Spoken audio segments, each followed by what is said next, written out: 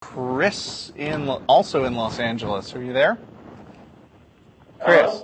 Hi, Chris. You're on the air. Hey, thanks for taking my call. I Sure. have a question that's kind of bugging me.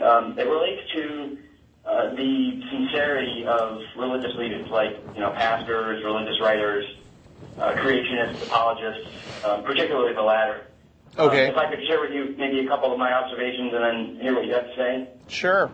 I think I'm going to agree with what you say, though. Kent Hovind, for instance. Yeah. I think in all of his, the ice comet entered the atmosphere and split apart and landed on the poles, and that's why we have polar ice caps kind of thing. You know where Kent Hovind is right now, right? Intellectually honest, as far as following the evidence wherever it goes. Can he hear you? But I do give him credit for at least believing the things that he says. I think that he honestly thinks the Bible is the perfect word of God and whatnot. You know where Kent Hovind is right now? Yeah, he's in jail. Right, for tax evasion. So, I mean, if it comes to a question of his honesty, there's a data point right there. Well, like I said, the times I've heard him talk, it seems to me like he at least believes that the basic things that he says. And you could disagree with that. But I look at another guy like David Berlinski. I heard him recently. He had a debate with Christopher Hitchens, I think last month. And this guy, he's clearly smarter than a guy like Ken Hovind. And I just can't take him seriously for the arguments he's making. I mean, he claims to be an agnostic. He's got a PhD in mathematics, I think. And he's just spouting the same old, creationist, intelligent design garbage that, has been refuted so many times. The Holocaust was, as a result of Darwinism. And, it's like I have a feeling like he's on the payroll of the Discovery Institute. Anyway, I just wanted to hear what your comments were about, how people in this category are, how sincere they're actually being. And maybe I'll listen to your answer off the air if that's okay. Sounds great. All right, thanks. See you. Do you want to go first? No, go ahead. Okay. Here's what I think. There is a certain mindset that people can get into when they're public debaters a lot, which is where it's not so much that they're lying, but as they just don't care about the distinction between lying and telling the truth. I mean, as long as something makes a point that appears to be in their favor and it appears to score rhetorical points, it feels good and true to them, and I think they work themselves into a state of mind where if it feels like the right thing to say, then they believe that it's actually true. Yeah. There was an example I had in mind, but it just slipped right out. Do you have anything else to add to that? I can understand the confusion because, for example, I was really young and a teenager when I was swayed by Josh McDowell's apologetics, which, I look at it now and I just laugh. Yes, I'm like, okay, I'm so embarrassed, but I was a kid. So I look at that and I say, though, that the amount of information that the man presents means that the information that he doesn't present, he's aware of. You think? Yeah.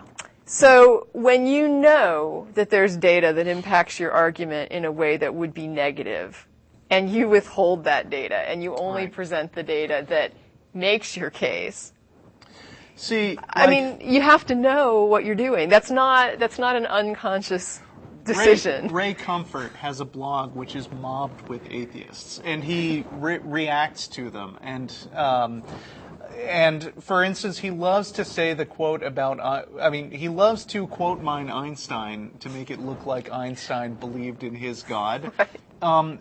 And yet I see people all the time posting responding quotes saying things like, it was a lie what you heard about my religion, I do not believe in a personal God, and stuff like that. Einstein seemed to use God a lot in the poetic sense. Sure. And Ray responds to those comments, so it's not like he doesn't see them. Right. But I feel like he might have a very selective memory. It's interesting. Yeah, I don't know. I mean, and that also, though, is a little bit different than preparing a presentation, I think, where you've got to be selecting information and deleting certain information. And yeah, but I mean, I go through that too when I'm arguing with somebody and doing background research. I come across things that don't support my case, and I wouldn't lie about them, but I would not focus on them. Right, but here's a if you good see what I'm example. saying. Here's an example. Like Josh McDowell, one of the things he talks about is the high level of accurate copying of. Right. Okay, you're already laughing, right? Of the texts that are used in the current Bible. That doesn't matter to me so Well, much, even if it is true. But I mean, anyway. it's part of his argument. But what I'm saying is, there is a certain time frame where there was fairly good copies. Right. But there's a whole big time frame where there wasn't that precedes that. And he skips that? Right. So he's giving the impression that these are reliably copied. Yes. And as if they were, but that point makes no difference if they're not reliably copied continuously from point A to point B. What I was just remembering was something that stuck out in my mind after I went to church with Matt some years ago, and the pastor. I went with you guys once. I know you went with us once. I think this was a different occasion, and the pastor told like a personal story which sounded very glib. It sounded really set up like it was designed to make a point. It sounded like an Aesop's fable, and he was telling it like, this is something that really happened to me. You know, I was out on a, you know, I used to work out and hike and stuff, and this guy was kind of skinny, and it's like, you know, and then I was helpless and I was without God this one time, and he tells this whole story, and I'm like, I don't think that really happened to him. I just had this it was a preacher kind of story sense about him. Yeah.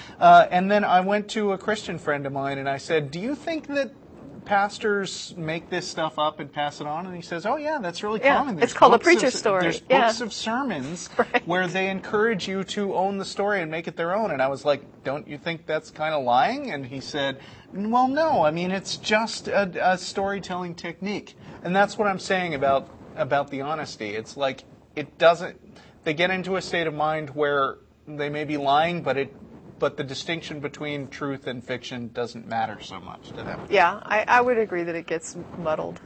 Right.